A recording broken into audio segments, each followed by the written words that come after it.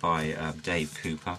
It's certainly a good read. Certainly recommend you get that if you're interested in portable gramophones, which of course I am.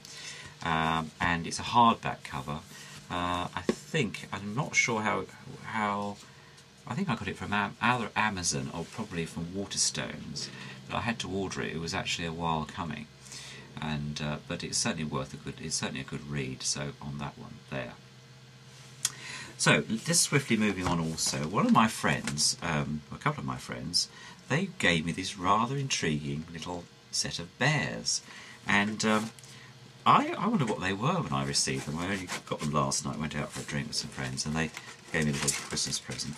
But what I thought was so fascinating was that they're actually, you can see that, they're actually candles, tea lights. And they've got this very nice glittery stuff in there. So, I mean, I couldn't bring myself to actually light them. I think because they're so cute, aren't they? You get 3 of those. So I was rather but I thought they were quite an unusual gift. I'm not sure what I'm going to do with them. Probably put them out at Christmas or something. But I thought I'd just mention it to you. And I'm sure they're probably available commercially, and they're not, just for me. But I just thought I'd mention that in passing. Now, the other thing I wanted to talk to you about is the interesting thing about clocks, as I mentioned. I'm just going to share with you, I've got 3 sitting down here.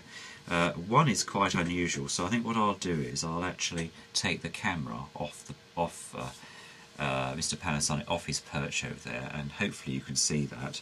So just bear with me a little bit while I pull him off there before we put him back. Let's go to it. If I don't touch the blinking button, which is something I quite often do. There. Now, this clock here, it's actually got the words millennium on there. It's got official millennium, Greenwich Mean Mint medallion on there, 2000. So this clock, which I found actually amongst a load of junk that was being thrown away, was obviously made for the 2000 when we had the new year of 2000, new millennium basically. But it's made of silver. It's got in this rather interesting, I suppose you call it a geeble, which is it moves in either direction. The other thing I find fascinating, I normally have this in the workshop. The fascinating thing I find about it is, of course, that we have to make sure that, of course, the actual clock is in the right position. As like it's now, it's just before 3:15 here. So I've worked out that if you have the actual winder in the centre, that's about right, I suppose. There we are. If you do it that way, and of course it will actually move inside its own.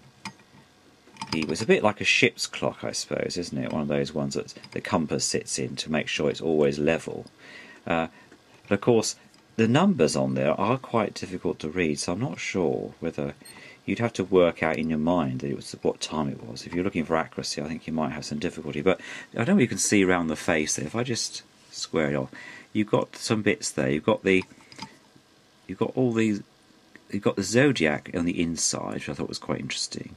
And then you've got numbers, just bits there, you can just about see that, around the outside.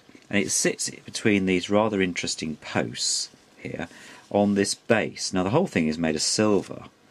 Well, a silver Asian. Certainly, when it didn't come like this, by the way, it was quite dirty and it needed quite a bit of cleaning to get it into this position. I've given it another buff up this afternoon, just so that everybody can see it.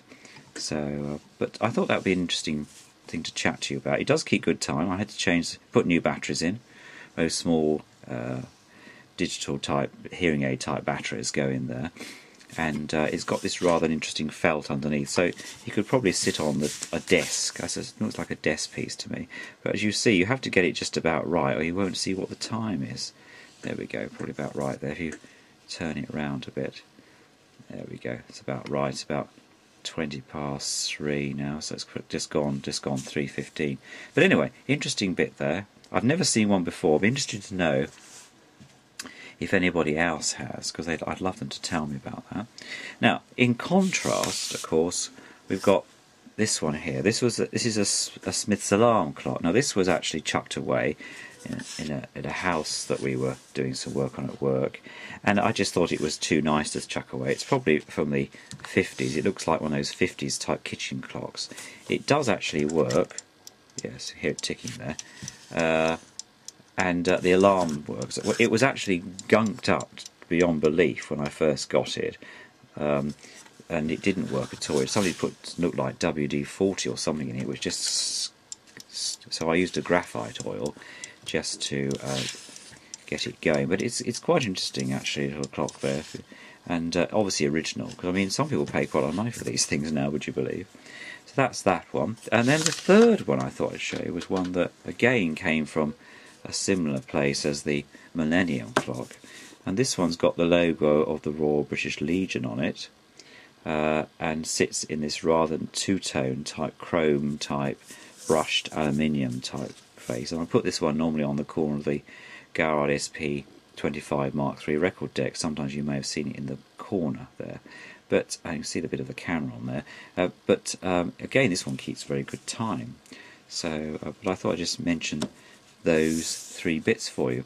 The other thing that I thought I'd mention in relation to El Bowley, I suppose I should have mentioned earlier, is the Memory Lane magazine. Now this comes out, anyone who's interested in 1920s and 30s and 40s dance band music, this is a must really for them, because it's a really good read. And there's lots of really interesting bits in here, a bit about CDs, reviews. Here we are, the El Bowley Complete with Len Phillis Sessions volume. There's some bits about, I think there's one here about, where is it? Oh, there's the famous Miss Connie Boswell. Now I know some of you are very fond of Connie, so, and Francis Langford there. So there's lots of really interesting articles in here, and I love reading the stories. It comes out quarterly. I think it's about £15 a year, and Ray Pallett edits this. There's loads of really good stuff. And of course, there we are, there's the famous El Bowley book on the back. So, and of course there is a CD that goes with the book if you want to get that. There we are, look, there's some really good pictures inside.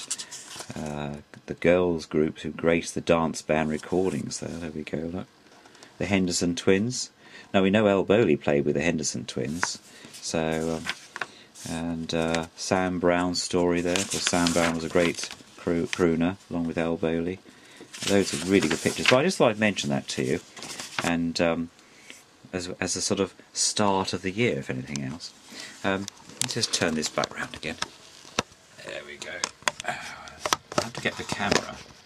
What I do now in the office here, I put the camera on a 4 cassettes, which raises it up just enough, and then the light from the window yonder breaks, as they say, helps to shine and give you a good view of me.